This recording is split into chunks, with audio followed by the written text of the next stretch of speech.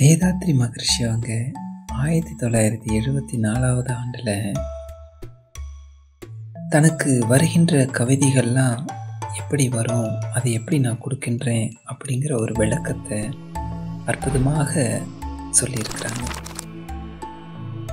தலையில் பேன் பிடித்துட்டுனா அதை சொரியாமல் இருக்கவே முடியாது, ஒரு அரிப்பு தோணும் பாருங்க. அதுபோல் கவிகள் தன்னுடைய அறிவில் வந்துடுதுன்னு சொன்னோன்னா அதை உடனே எழுதி விட வேணும். அது இல்லைன்னா என்ன ஆகும்னா, இந்த பேன் அரிப்பது போல் அது ஒரு மாதிரி தன்னை மாற்றிக்கிட்டே இருக்கும் அப்படின்னு சொல்கிறாங்க.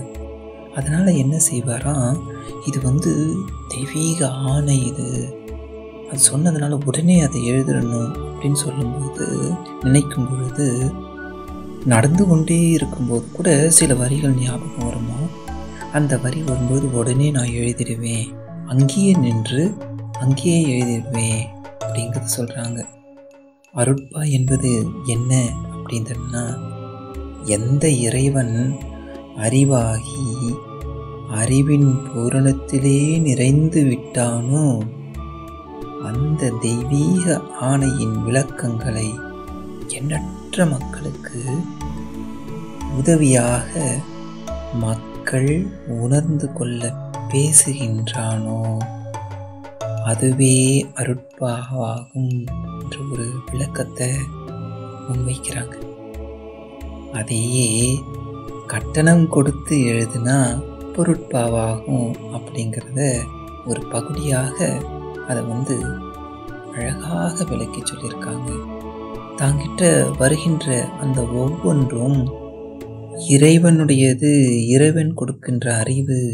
அப்போ அந்த இறைவன் கொடுக்கின்ற அறிவினை உடனடியாக மக்களுக்கு நாம் கொடுத்து விட வேணும் அப்படிங்கிற அந்த கடமை உணர்வு, அதனால் வந்தது தான் அற்புதமான 2000க்கும் மேலான கவிகளும் பலவிதமான கருத்துக்கள் என்னுடைய எண்ணங்களை மாற்றி என்னுடைய எண்ணத்தில் உயர்ந்து வாழ்விலே சிகரத்தின் உச்சையை அடைய வேண்டும் என்ற ஒரு நோக்கத்தை, பிறவி பயனை பெற வேண்டும் என்பதற்காக பலவித கருத்துக்களை கொடுத்திருக்கக்கூடியது தான் இந்த குண்டலினி யோகம். அருள் தந்தை வேதாத்ரி மகரிஷி அவர்களுடைய அற்புதமான விளக்கங்கள். முயற்சி செய்வோம், வாழ்க்கையில் மேம்படுவோம். வாழ்க வையகம், வாழ்க வையகம், வாழ்க வளமுடன்.